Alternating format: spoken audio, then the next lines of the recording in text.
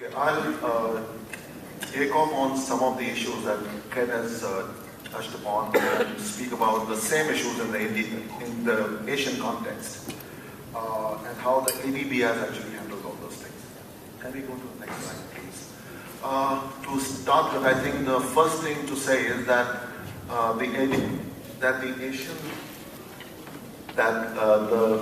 as a share of global GDP, Asia's contribution is supposed to increase in the foreseeable future, and as a result of that, the energy use and so on. It's expected that by 2030 or 35, more than half of the incremental energy use will be, in Asia. So as a result of that, sure, greenhouse gas emissions are up, but I think it's also important to understand that the investment required in increasing energy supply, in ensuring energy access to all will also be increasing, and also that efforts to improve energy efficiency both on the supply side and the end use side will also be important. So that's the key context out here. Can we go to the next slide? Yeah. Okay, to give you an overall idea about the energy, clean energy portfolio of ADB, again, as it always happens, supply side, attracts far more investment. Renewable energies, of course, have accounted for about half of the total clean energy portfolio. And on the supply side, energy efficiency, again, is about 40%, which is again extremely high.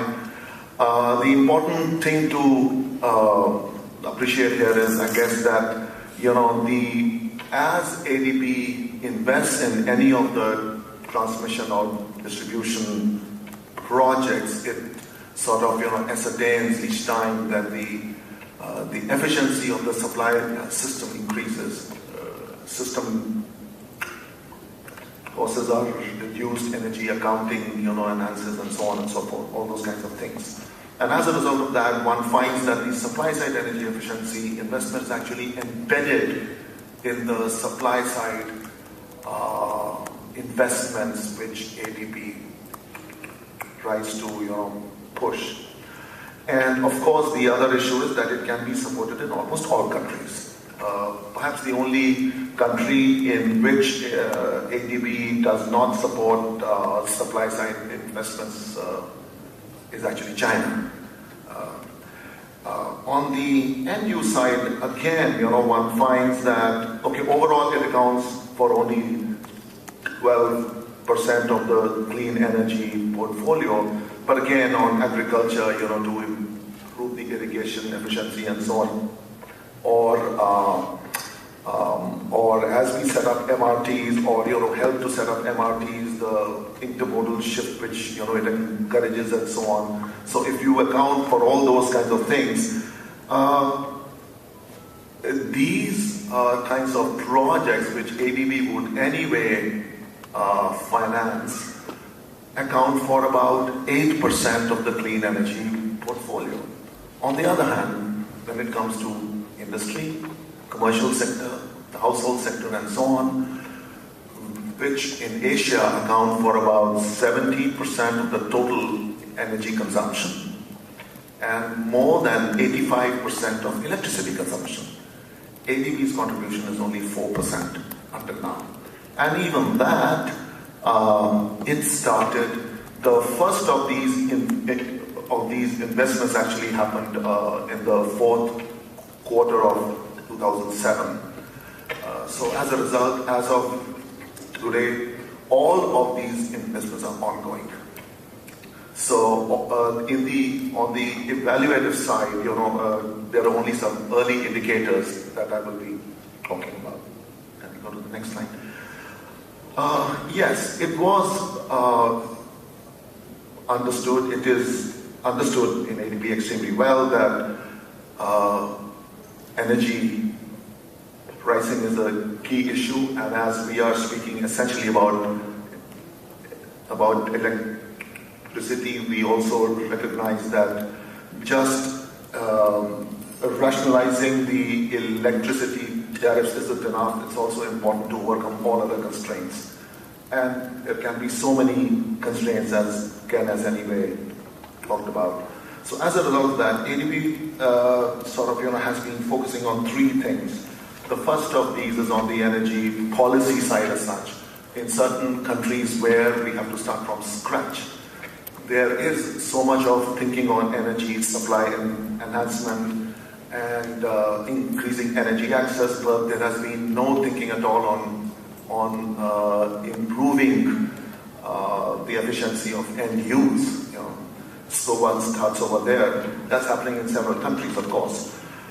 Commercial EE financing, where the idea is that ESCOs, ESCOs on their own are often small and can maybe finance a few projects in a few enterprises.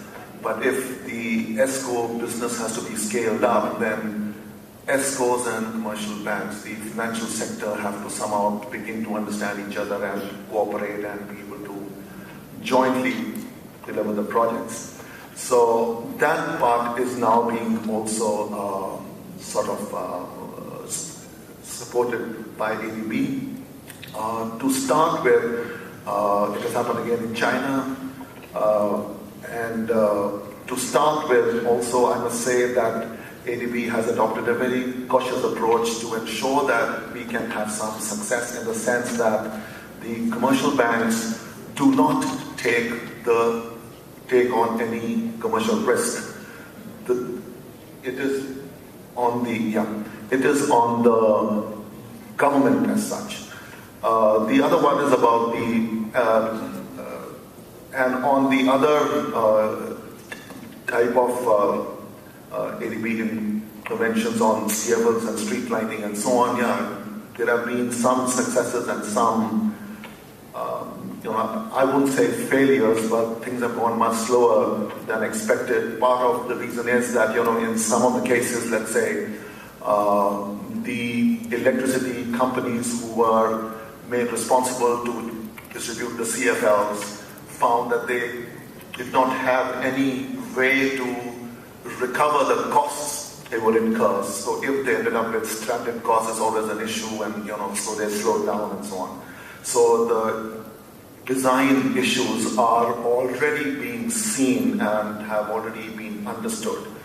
But the issue is that all these kinds of supports will happen only in a few countries, will happen only gradually and so on. The emphasis on supply side will continue, and supply side energy efficiency will also continue. And so overall, I would say that ADB would need to strike a balance between supporting energy supply side and the end user side. Thank you. Thank you.